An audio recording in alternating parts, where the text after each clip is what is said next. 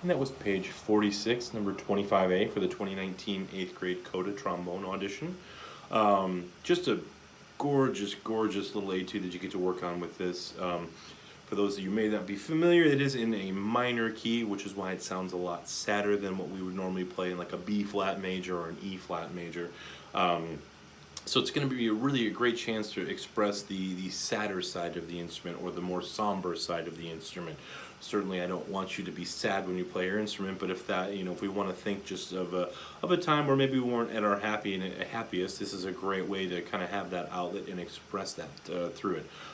So there's not a whole lot of technique with this. Obviously this is more of a lyrical etude, whereas the other two do have a little bit more technique to them. So here's a chance to just show off the softer side of the instrument. Now obviously it does get to the forte dynamic, it does get up to F above the staff, so we certainly have a chance to show off the louder side of the instrument and the higher side of the instrument, but at the end of the day it really is just about being very expressive, very emotive. What I like to do, especially in minor keys, but really in any key that we're playing in, anytime there's an accidental, I like to maybe not necessarily accent them, but I give them a little bit more weight, because obviously if it's an accidental, it doesn't belong to the key signature that it's in, so it can sound a little bit unique to our ears. So I like to bring that out. It usually adds a little bit of extra tension and then release as it resolves as we go through that. So especially with the G sharps that happen quite a bit through here. I'm not saying you necessarily need to play them really loud or exaggerate them, but I definitely think if you give them a little bit more weight, a little bit heavier air, it's going to really add a nice little component to what you're trying to do. From there, obviously, make sure that we've got our tuner and metronome out. There's a lot of second position through this with A naturals and E naturals. We certainly want to make sure that we're not kind of falling in that gap of the hybrid second and third position, which can often happen.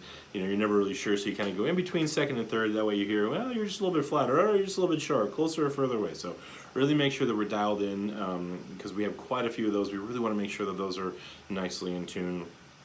Again, while it does approach the louder dynamic, for the most part it does stay on the softer side of the instrument. So as I've said in some of the previous videos, just continue to focus on making your best possible sound.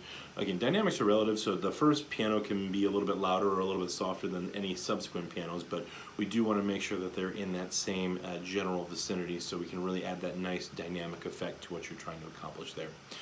Beyond that, again, slow and steady wins the race on this one. Just make sure you're comfortable with everything that's on there. As we get higher, whether it's louder or softer, really make sure you're focusing your air forward, really trying to hear each pitch before you play it. If you can hear it and sing it in your head, you're going to have a lot greater chance of great accuracy than if you're just trying to guess where it's at. Again, as always, thank you for watching and listening, and happy practicing.